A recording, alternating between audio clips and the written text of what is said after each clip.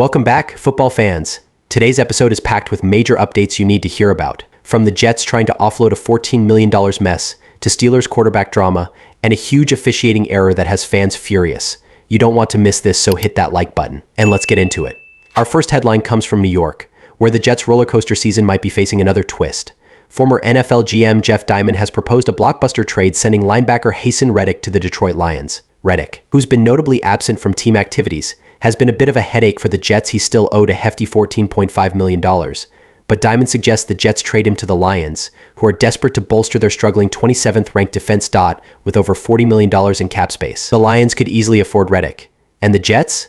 They'd clear up room for Aaron Rodgers to lead the charge without this massive financial burden.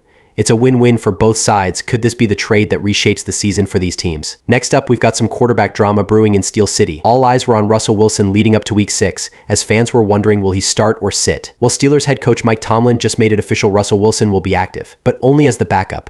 Justin Fields will get the starting nod for the Raiders game. So, what does this mean for Russell? Will he stay benched for long? Or could we see him back in action soon? One thing's for sure, Steelers fans will be watching closely this weekend. And now for one of the most talked about moments of the week, an officiating mistake that had Amazon Prime commentators and fans fuming. During the 49ers' win over the Seahawks, Chris Conley was pushed into returner D. Williams, but the refs ruled no penalty.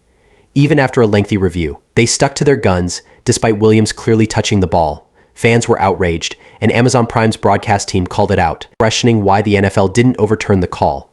It's another black eye for the league's officiating. Will this push the NFL to tighten up their review process? Steel City has been buzzing with quarterback drama since the start of the season.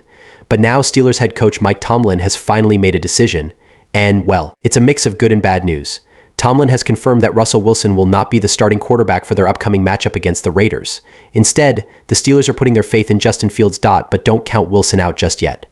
Tomlin made it clear. Fields may be getting the start, but Wilson is ready to step in if needed. After 2 straight losses, Tomlin's keeping Wilson as his ace in the hole, just in case Fields struggles. Wilson's been battling a nagging calf injury, and although he's back in practice, getting game ready is a whole different ballgame. Tomlin wants to ensure Wilson can protect himself before throwing him into the fire. And with the Steelers' playoff hopes hanging in the balance, the pressure is on. But what about Justin Fields? He's been cool under pressure so far, but his stats, while solid, aren't exactly the kind that scream Super Bowl contender. This could be his last big chance to prove himself as the long-term leader for Pittsburgh. Tyreek Hill is at it again, lighting up social media with his bold, sarcastic comments. After the Dolphins' play calling came under scrutiny due to Tua Tagovailoa's absence, Hill took to Twitter with a playful jab asking, "Who gonna make that play now?" Hill's timing couldn't have been worse. The Dolphins star QB Tua is recovering from his 3rd concussion scare this season, and fans didn't take kindly to Hill's sarcastic remarks. The backlash was swift, with Hill even joking that his account had been put under review because of the tweet. But let's not forget, the Dolphins aren't exactly cruising this season either.